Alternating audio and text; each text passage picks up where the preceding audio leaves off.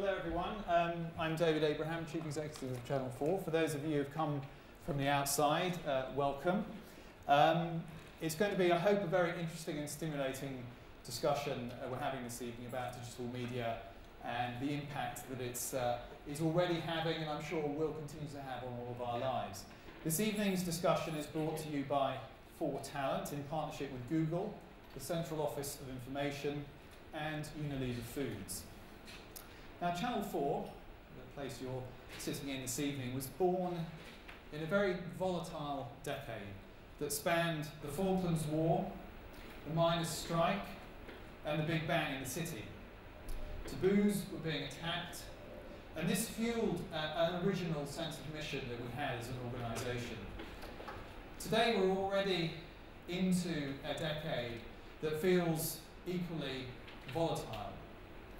And the Channel 4 that I see emerging over the next few years is one that builds on this tradition of giving voice to the outsider, that operates somewhat at the fault lines of society, that it is emancipating people's lives by providing diverse points of view and ideas about new ways of living in a modern world that's connected in ways that are changing our lives, clearly in very, very profound ways. So we see new technology as a means of providing really big opportunities for us to deepen our relationships with our audiences. And this, we think, will give us a new added purpose, to make sure that we hear from people who are operating maybe at the edge, at the margins of society, to make sure that difficult views are heard. We're still a platform of real scale as voices become increasingly fragmented. And we want to make sure that, frankly, that we are able to argue with each other about ideas, to make sure that we're not drowned out by an ever more consolidating media environment. And in short, to make mischief and have some fun in the process. So central to our future ambitions will be to add what we're describing to ourselves as almost like a fourth dimension to our services, in which viewers become a bigger part of the overall conversation than was ever possible before. And in that way, television and broadcasting will evolve.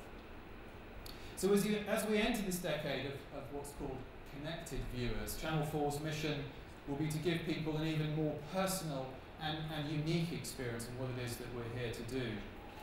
We already know that Channel 4 generates a very deep level of engagement with everyone in society, our viewers. Our new plans will exploit technology to bring everyone even more closer to the programmes and, of course, to the people and the personalities that everyone loves on our screens than was ever possible before.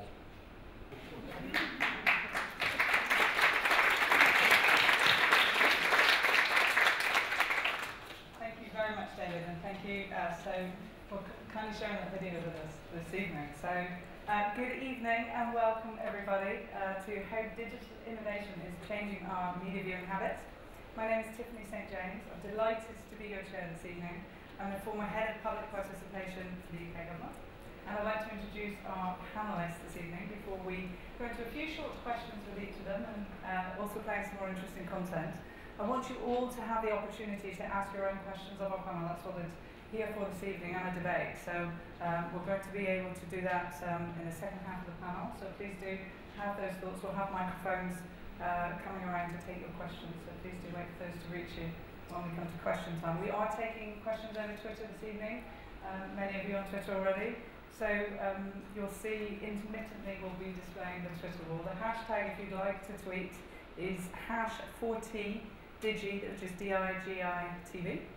And we are lucky enough to have our Twitter journalist here, Charlie Seyfel, at the back of the AV crew, who will be tweeting from the 4Talent Twitter stream. So do follow that with interest as well this evening. I'd like to kindly ask you if you can refrain from taking photos or videos with your own cameras while you're here. We do have a dedicated Flickr photographer this evening. You'll see him wandering around.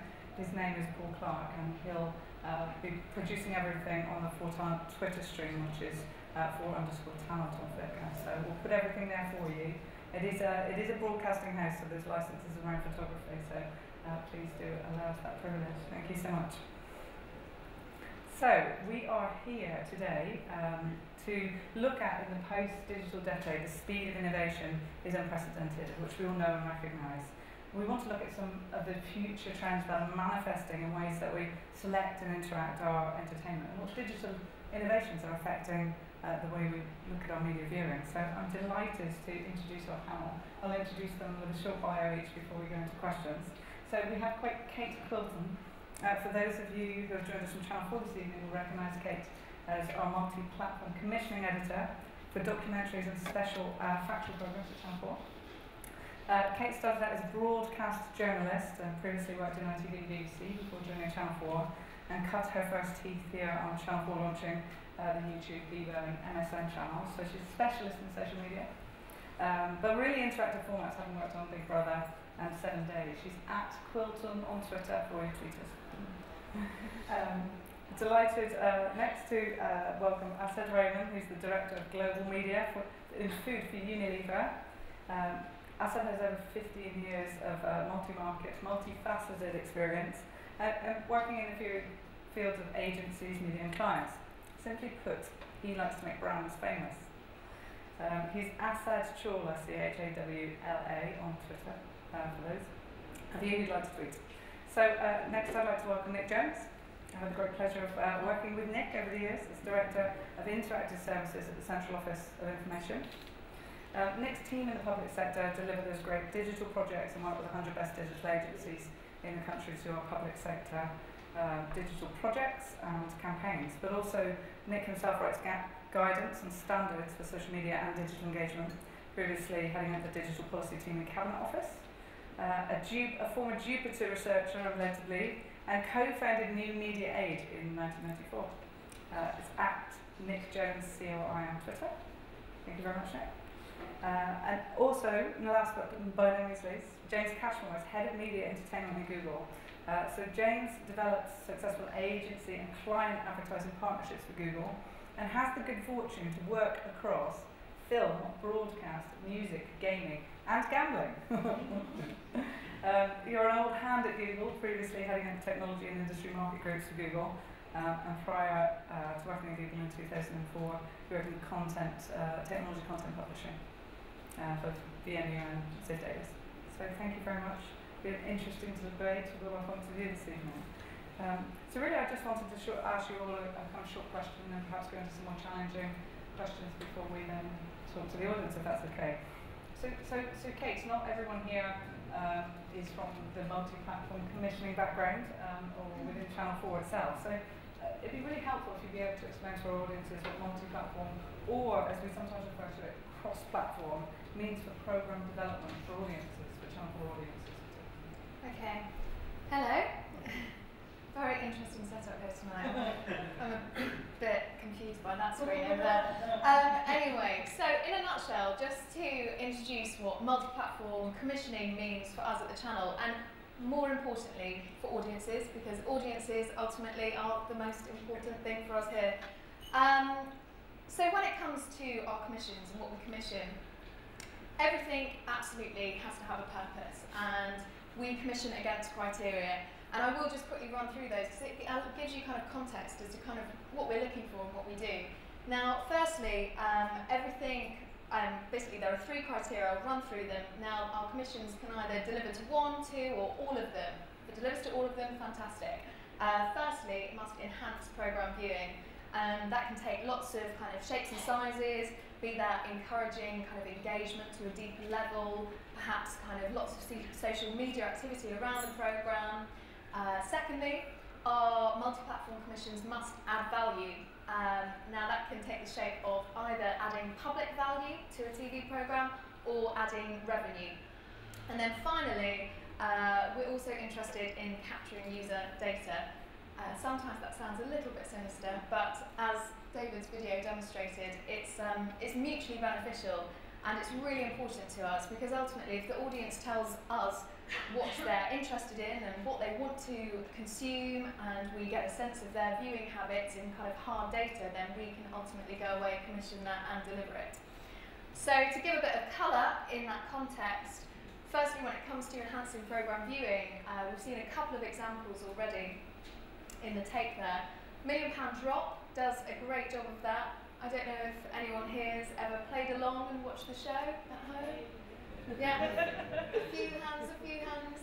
Roughly maybe 10%, which actually is the amount of audience at home that's actually kind of, play the game along with watching the show. We've got the commissioner actually, Jodie Smith, in the audience here, who does a brilliant job of manning the fort, because it's not easy running live play-along games, but does a brilliant job of it. And secondly, 7 Days was another example of a programme. Don't know if anyone watched it. Unfortunately, not many people did, but it was a brilliant programme, and we did a great job of integrating cross-platform activity into that show. In a nutshell, it was a real-time documentary series, and we followed a cast of characters in and around Notting Hill. We turned around the show in 7 days, and the audience at home could communicate with the cast via chat-nav. It was brilliant. Somewhat exhausting, but an absolutely fantastic experiment for us in that space, and we would absolutely love to explore further projects along that track. And then just quickly to reference a project that adds direct value. Again, we saw in the tape Embarrassing Bodies live from the clinic. It's on tonight, 8 o'clock, and basically you can sit at home and if you have a disease, ailment, whatever it is, or something you're concerned about, you can Skype it in from, I don't know, a patch of hair in a place where it shouldn't be to something smutty. Smoking. No, we haven't had that yet, sorry. And then finally, down to the data, we have a project live at the moment. It's called My Health Checker. Again, it supports Embarrassing Bodies and then other health programs in that strand. And you can go there and you do input your data, but basically you can conduct lots of tests to get down to the bottom of your health and discover you can do a BMI test there and a number of other things. And then more importantly, for OD, when it comes to gathering data, we are, as the tape demonstrated, just exploring that space and driving towards ultimately delivering content that people at home want to watch. So, it's just going to be a comprehensive service that does suggest other things that you might want to watch along the way. And just quickly to touch on programme development. So we had a big change just before Christmas at Channel 4 with regard to how multi-platform commissioning works. We had a big restructure, and a band of multi-platform commissioners were basically created. Some of them existed already, but we got more multi-platform commissioners on board, and now we sit within genres. So we're actually sitting there with the TV commissioners side by side, which is fantastic, and it's absolutely made a huge difference with regards to what we're commissioning. And we're just much more aligned. And so for production companies and producers in the audience who have ideas, have multi-platform ideas, the best thing to do is probably send them along to me and then to the relevant TV commissioner, be it, science, David Glover, history, Julia Harrington, and we can work on it together. And if you're a production company who perhaps doesn't have a digital arm but would like to explore that space, then we can absolutely help nurture you along on that track and maybe buddy you up with a digital indie. So that's what we're doing, and that's what it means to us right now. And a clear picture of what it means for us in terms of audience as well. Thank you so much, Kate. That's really helpful and grounding for people who don't work directly within the industry. I'm really looking forward to see where that personalisation around content-driven TV will develop. So looking forward to seeing how we progress in that area. So thank you so much. As said, coming from Unilever yourself and your great experience with brands and interactive, I'd like to be able to ask you, in your experience, what kind of digital innovations have affected consumer interaction with brand promotion, particularly on television, if that's something you can share with us? Yeah, there's quite a lot of that happening, and thank you first of all, Tiffany, and hello everyone. I get a bit dizzy looking around in solid circles, but I'm going to try and stay sane and talk straight. No, I think there's quite a lot of stuff happening in the digital, from a digital point of view, especially that's affecting how we advertise and how we reach out to consumers, not specifically from an audiovisual content point of view. I think one of the biggest changes that have happened in the world of media is the old Marshall McLuhan theory of form and substance is being completely disrupted. So you see forms of content or substances of content in forms that you've never seen before. Like you see newspapers doing videos, for instance. That never used to happen in the past. And if you see, we're obsessed as human beings, we're obsessed with form as human beings. and one of the examples is the web pages are still known as web pages, and we still have bookmarks on the internet, which is like, reminiscent of the fact that, how we like to hold on to the paradigms. What's happening these days is those paradigms are being broken and shifted with a massive speed, that too. And I think that has massive implications for us. Specifically in terms of video content, there's a statistics that says that about 90% of the bandwidth consumption all across the world by 2013 would be online video content. And that's a massive figure. I think if you see, and that's the sort of demand side of video that you can sort of see happening. There's a supply side of video on the internet. If I'm not mistaken, I think we have our colleague from Google, you can correct me if I'm wrong, but there's approximately now 48 hours of content that's uploaded on YouTube every minute. And apparently there's enough content on the internet, long form and short form, to actually deliver programming for about all the channels in the world for nearly 3 to 5 years. And that's massive, that's massive. But what is it doing to us as advertisers, and what is it doing to viewers? I think one of the biggest phenomena is time-shifted viewing and viewers' ability to pull content when they want to do it and where they want to do it. So the devices have sort of diversified. We used to watch TV on TV, now we've taken TV out of TV into laptops, into mobile phones, into tablets and stuff. And that's a major, major implication. For us, people who sort of have a stake in how people watch their programming. There's also an implication of how certain advertising formats have become completely skippable. And I must thank Channel 4 for not letting consumers skip ads on 4OD. I don't think they can. But on YouTube, if you've seen, YouTube just recently introduced pre-rolls and mid-rolls, and the viewers can actually skip that ad after watching 5 seconds of it.